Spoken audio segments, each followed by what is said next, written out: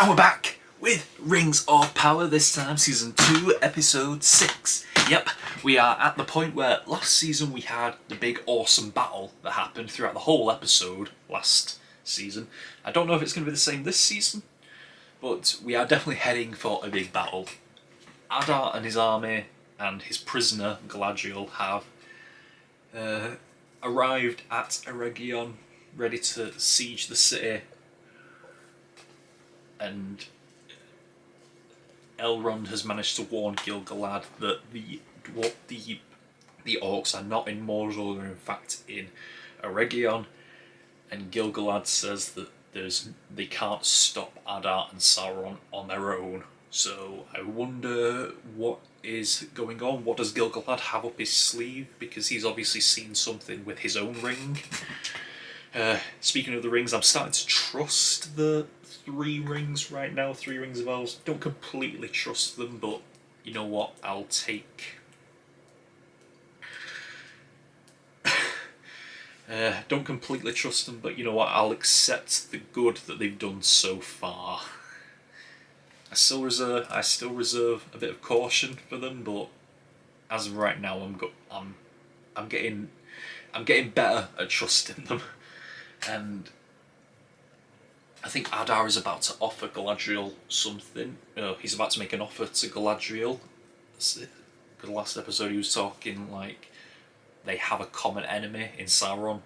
Galadriel knows that, but will she trust these orcs? Will she trust Adar at all? There was the shit that went down in Númenor last episode with Pharazôn becoming king, Kemin killing Valandil, and Elendil is now in prison. The effects of the 7, well, the 7 are in full effect right now with going to the dwarves, and King Durin is just getting greedier and greedier and greedier. And now the 9 are being constructed as well, so I wonder how the rest of this season is going to go, and I'm very excited to find out. So let's just get into Season 2, Episode 6 of Rings of Power, starting right now. Okay, so since Rings of Power is unfortunately a Patreon exclusive series, there will be no reaction this video. Instead, you'll be getting the after episode review. But for any of you who want a slight glimpse into what you're missing over on the Patreon, here's a few clips. He's so fucking awesome. Fucking hell. He's losing his mind. Yes, I am afraid so. Ugh. What is that business about him forgetting my name? I know I was brusque with him, but... It's not himself, Natalia. He's so good. He can do is leave him in solitude. Is she going to tell him that it was Halbrand? Halbrand. Oh, he already knows! I love this song for Tom Bombadil. I was listening to it this morning. Oh! Follow old Tom, but he will show you.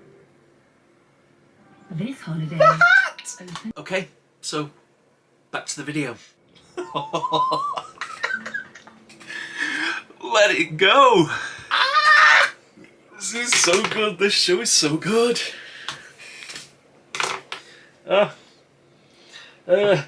Ranking, out of the way. Best episode so far, once again.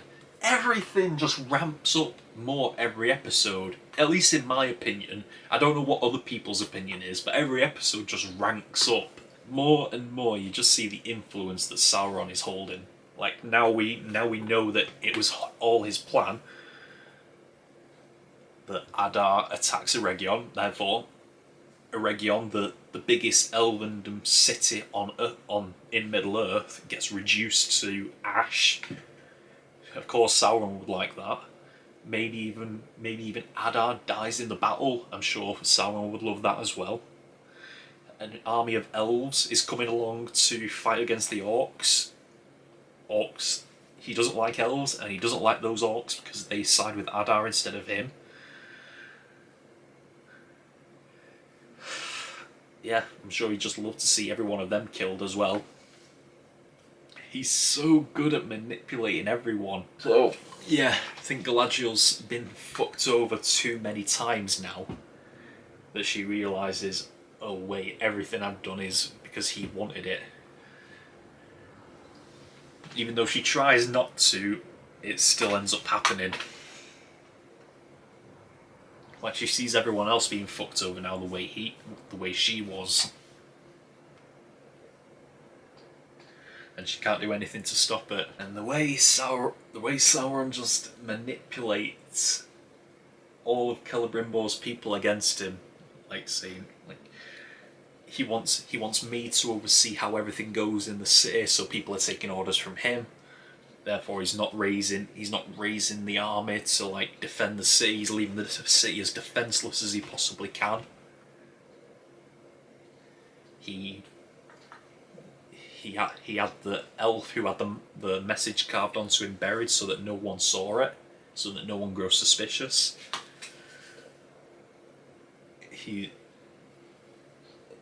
Celebrimbor is just losing himself in his work more and more and more, and it's his workers are turning against him, and he's encouraging it. Sauron is encouraging those workers to turn against him. And then for a second, when it looked like Celebrimbor got a moment of clarity, like barging past him to try and get out and see what's happening in the city, he pulls that illusion over him, like he did with Galadriel last season. Always just that sneaky little smirk that he gets. He even went to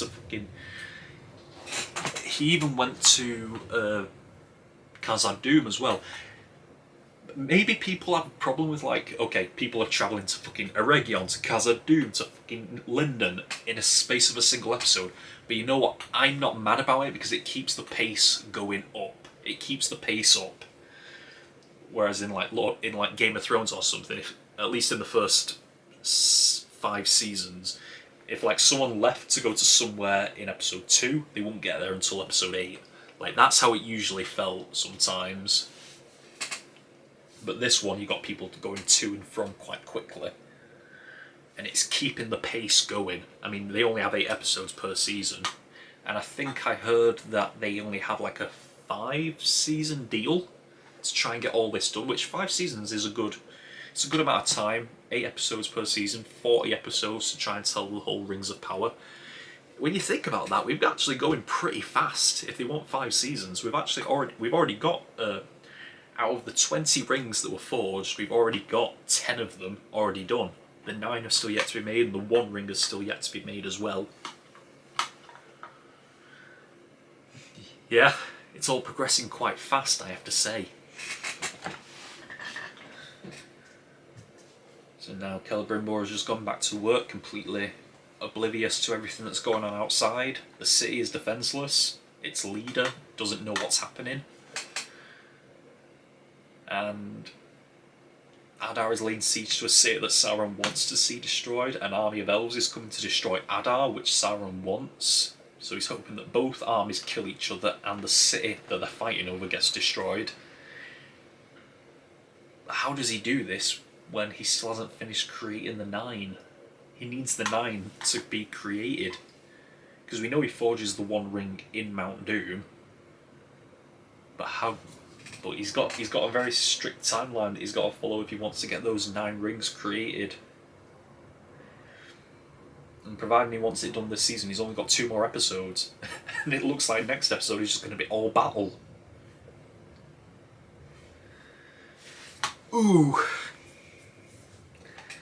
We also got a hint of the stuff from the Nori, Poppy, and Tom Bombadil and the Stranger, which I'm like 99% sure he's Gandalf at this point. I'm just going to start calling him Gandalf from now on because it just feels that way.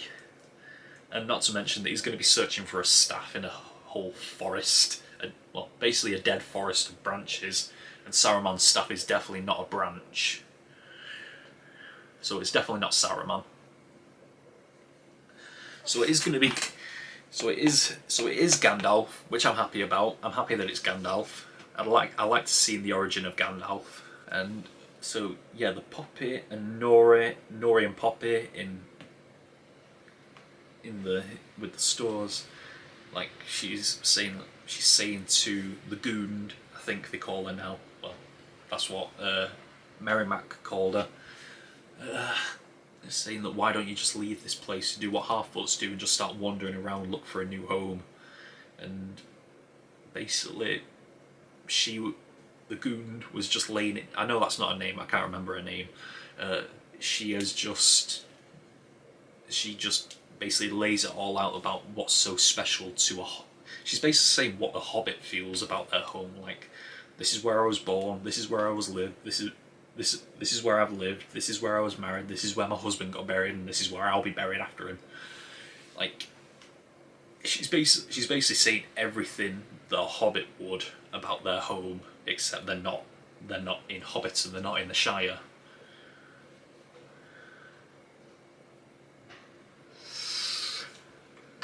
Yeah, love it.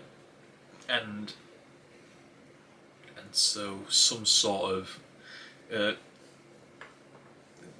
Naudrin, the Gaudrin, whatever those people were, the people with the cool masks, they're going to be on their way back, and we've got the Dark Wizard to deal with as well, find out what the hell he's about. And then the Stranger is with Tom Bombadil, the blue jacket, the yellow boots, the hat. The hat was so good. And not to mention, Tom Bombadil's theme is good as well. I really like it. It's very heartfelt, very light. I was listening to it this morning when I woke up. I was like, that's a nice, light-hearted song. Now, Gandalf and Tom Bombadil disappeared at the end, and if that is the last we see of Tom Bombadil, at least for this season, can I just say, he was a good presence to have. He probably had less than 10 minutes of screen time, but probably less than 5 minutes of screen time, but what a nice presence to have, and what a nice thing to put him in this show when he was cut out of the Lord of the Rings movies. I mean, I don't think they even cast him for the Lord of the Rings movies. I don't think they even considered putting those scenes in the movies. But because obviously with movies, I know there was a lot when they were making Lord of the Rings. I know there was a lot of like, let's cut this down to 2 movies. Let's cut this down to 1 movie, and they were trying to like decide what's cut out so that they keep the movie interesting and there's not a slow pace. Maybe maybe it was a good choice that they took the Tom Bombadil stuff out of the first movie, because I don't know how much it would have served. I haven't read the books myself, but I know that Frodo and Sam meet Tom Bombadil between the Shire and Bree. So maybe it would have just been like a thing where it's like, oh, they arrive, they spend a little time there, they leave. Okay, maybe it made sense to like just keep the story moving. But with a show like this, when you've got more time, more screen time, you can add stuff like that in. Like if they ever made like a Lord of the Rings show, I don't think I really want them to, but if they made like a Lord of the Rings show, where it's like, okay, 8 episodes to tell the Fellowship of the Ring, then the Tom Bombadil stuff would be in there. So with a show and you've got more screen time, you can keep the pace a bit slower. You can put stuff like that in there, and that's the benefit of having a show. Whereas Tom Bombadil made it. Tom Bombadil finally made it onto the big screen, or the small screen, should we say? It is television. But you know what? This show just looks so good that it is basically the big screen at this point. So yeah, Tom Bombadil, what a G. I hope we see him again.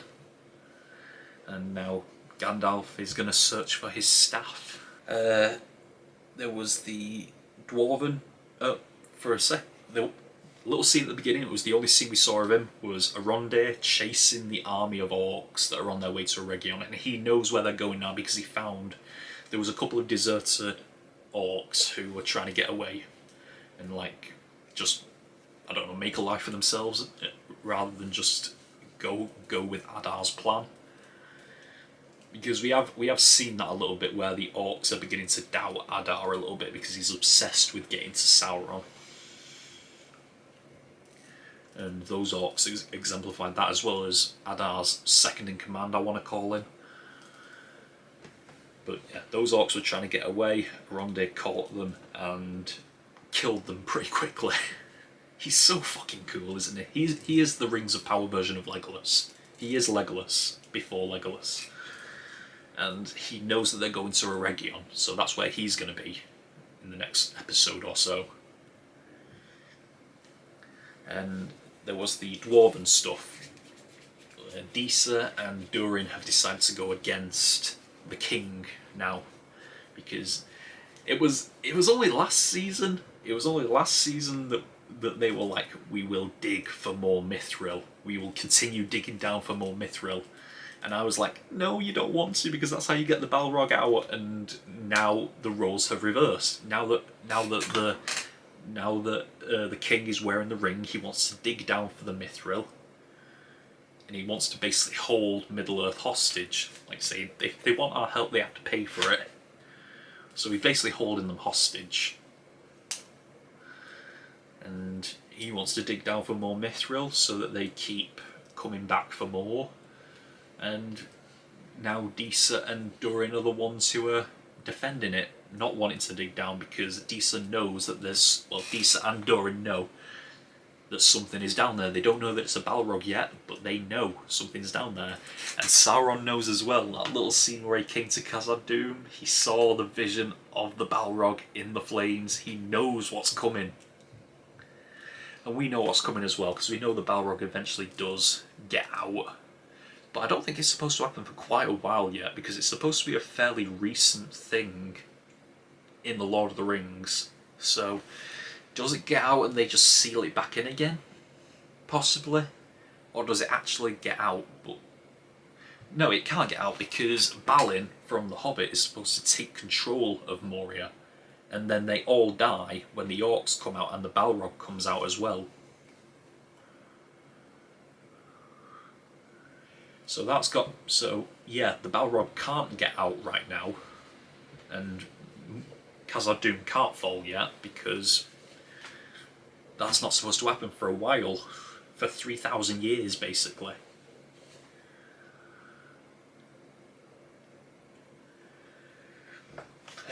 So, yeah, that was the Dwarven stuff. And then you have the stuff in Númenor. I so thought Miriel was going to die. I thought Miriel was going to die. Because they seemed dead set on either making Elendil they were dead set on making Elendil either submit to them or killing him.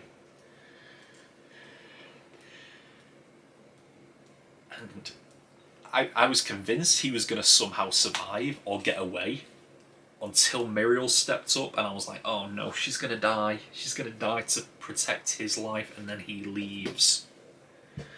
And at first when Farazan said that he's going to be set free, I was like, oh, exile. He's going to be sent into exile, and that was his vision in the Palantir of him leaving Númenor behind. I do wonder when he leaves Númenor, because I believe it's going to happen. He is going to leave Númenor. Does Eärien go with him? Or does she still stay here? But yeah, Miriel survived. She's been named Queen of the Sea now. Farazan is definitely not happy. He was hoping Miriel would die. He wanted Miriel to die so that no one can question his rule. But that is not how it's going to go, mate. That's not how it's going to go. Miriel is going to be seen as a queen. She's going to be seen as a rightful heir. And your rule is in trouble, my friend. We still don't know who that eagle was there to... When that eagle came along, we don't know who it was endorsing to become king or queen. It could have been Farazan, could have been Miriel, it could have been Elendil. Because I do notice that it only showed up after Elendil touched the Palantir. So, I am very excited to know where all of this goes.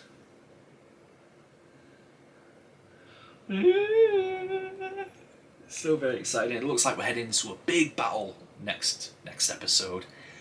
Big battle. Yeah, very excited, very excited.